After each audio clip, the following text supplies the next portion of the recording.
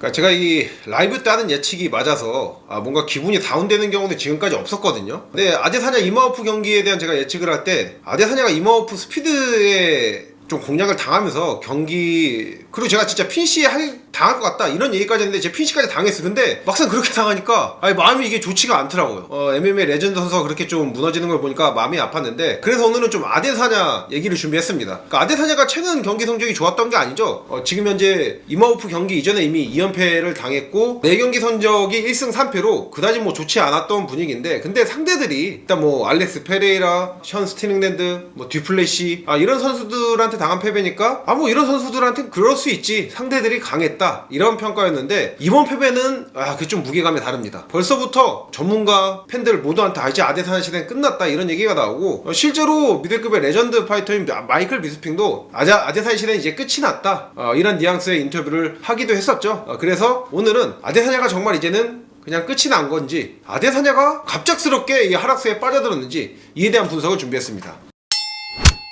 일단은 먼저 아데사냐의 스타일을 좀 면밀하게 짚고 넘어가야 될 필요가 있습니다. 아데사냐는 모두가 다 알듯이 이 스트라이커죠. 본인만의 독창적인 정말 유니크한, 말 그대로 이제 스타일리시한 타격을 구사하는 선수입니다. 소위 이제 A포인트 스트라이커라고 하죠. 뭐 주먹, 팔꿈치, 무릎, 킥, 그러니까 신체에서 타격 가능한 모든 부위를 능수능란하게 구사하는 선수들을 A포인트 스트라이커라고 하는데, 아데사냐가 바로 이런 파이터고, 그리고 정석적인 기술뿐만 아니라 변칙적인 기술, 또 화려한 기술을 자유자재로 구사하면서 체질전기 때 정말 화려한 모습을 보여줬던 선수입니다. 근데 그 중에서도 아데사냐 또 여러가지 무게가 있지만은 또 백미는 바로 이제 카운터죠. 아데사냐가 신장이 193cm에 리치가 203cm로 정말 길어요. 미들급에서 본인의 이 길이를 통해서 또 기술력까지 있다 보니까 원거리에서 상대방을 콕콕 찌르다가 상대방이 답답해지면은 딱 들어올 때 그때 기가 막힌 카운터로 요격하는 게 아데사냐의 이 강점이었었죠.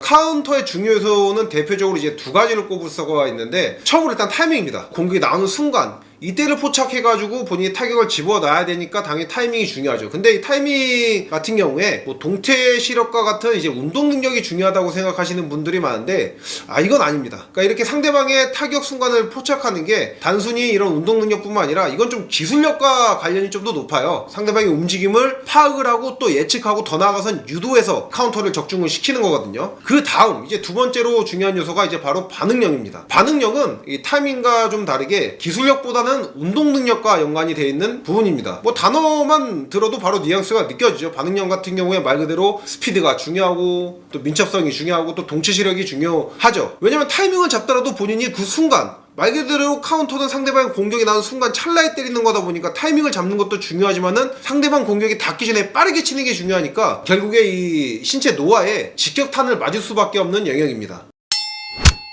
당시 그러니까 이마오프와 경기를 할 때 보면 아데사냐가 카운터를 계속해서 꾸준히 시도하는 걸 볼 수가 있어요. 그리고 타이밍이 정말 좋았습니다. 그래서 이마오프도 경기 후 인터뷰에서 밝힌 게 아데사냐의 타이밍이 진짜 날카로웠다 이 얘기를 했습니다. 그런데 타이밍이 좋았는데 왜 못 맞췄느냐, 결국에는 아데사냐가 이제 30 중반에 접어들다 보니까 반응력이 떨어졌기 때문이죠. 그리고 아데사냐의 이 카운터뿐만 아니라 아데사냐가 원거리 타격이 좋다고 했잖아요. 이 원거리를 유지할 수 있었던 게 아무리 길이가 좋아도 본인이 이렇게 발붙이고 서서 싸워서는 그 본인의 원거리를 유지할 수가 없습니다. 이 스텝이 좋았기 때문에 가능했던 거예요. 근데 이 스텝 같은 경우도 기술도 중요하지만 운동 능력이 중요하죠. 그러니까 과거의 아데사냐였다면은 이마오프한테 맞았던 KO 펀치뿐만 아니라 그 1라운드 후반에 맞았던 어퍼컷도 저는 솔직히 안 맞거나 또 그러니까 스텝으로 피했거나 스텝으로 피하지 않았더라도 본인의 머리 움직임으로 저는 피했을 거라고 보거든요. 근데 이게 전체적으로 이 반응력도 떨어지고 스텝의 기동성도 떨어지다 보니까 그 펀치로 허용을 할 수밖에 없던 거죠. 그러니까 이 스텝과 이제 운동 능력이 또 왜 중요하냐면은 스텝은 이제 반응력과도 연관이 있거든요. 본인이 이거를 읽었더라도 동작이 빠르게 수행이 돼야 되는데 예전 같으면은 이미 그걸 읽었을 때 스텝을 통해서 빠르게 빠지는데 이 반응력이 떨어지다 보니까 100m로 따지면은 출발 스타트가 늦게 되는 거예요. 그리고 움직이더라도 그 기동성도 예전만 못하게 된 거죠.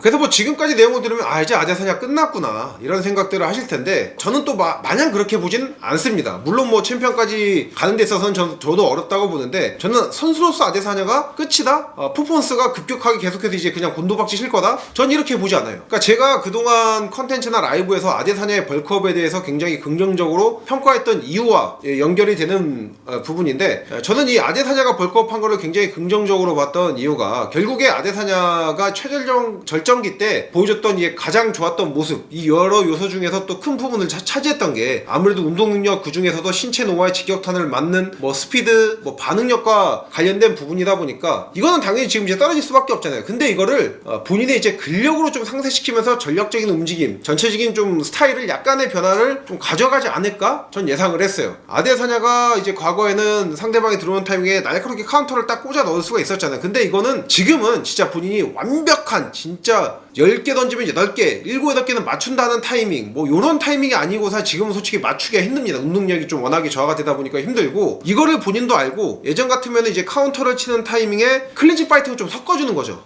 이때는 또 이제 강화된 근력이 충분히 재미를 볼 수가 있거든요. 클린치 파이팅 쓰면서 여기서 본인 특유의 A 포인트 스트라이커라고 말씀은 드렸잖아요. 초근접거리에서 엘보, 니킥 이런 거 해놓고 다시 떨어뜨려 놓고 이런 움직임 가져가면은 저는 충분히 아데사냐가 뭐 최절정기 때만큼은 아니지만은 달라진 스타일로 재미를 선사할 수 있을 거라고 생각을 했거든요. 근데 결국 이마오프전을 보면은 이런 움직임이 나오진 않았죠. 그래서 저는 이런 움직임을 가져가지 않았던 게 결국엔 패배까지 이어졌다고 보고요. 그리고 아데사냐뿐만 아니라 아데사냐의 그 팀 역시 뭐 유진 베어맨이 수장인 GT 킥복싱이 또 그 영리한 팀, 또 영리한 선수가 잘 알려져 있잖아요. 아데사냐도 이 점을 잘 파악했을 거라고 저는 생각을 하고, 물론 아데사냐가 지금 복귀할지는 명확하진 않습니다. 본인이 좀 쉬면서 생각을 해보겠다고 했으니까 명확하진 않는데, 저는 어쨌든 아데사냐가 복귀를 하고 이런 모습을 가져가면은 또 최절정기 때 아데사냐는 또 달라진 고점을 찍었던 선수가 약간의 스타일의 변화를 좀 가져가면서 다시금 또 좋은 활약을 펼칠 때 거기서 느끼는 재미가 따로 있잖아요. 저는 또 그런 재미를 선사해줄 수 있는 선수라고 저는 생각을 합니다. 네, 그래서 오늘은 이제 아데사냐에 대한 얘기를 준비해봤고요. 다음 시간에도 유익한 컨텐츠로 찾아뵙도록 하겠습니다. That's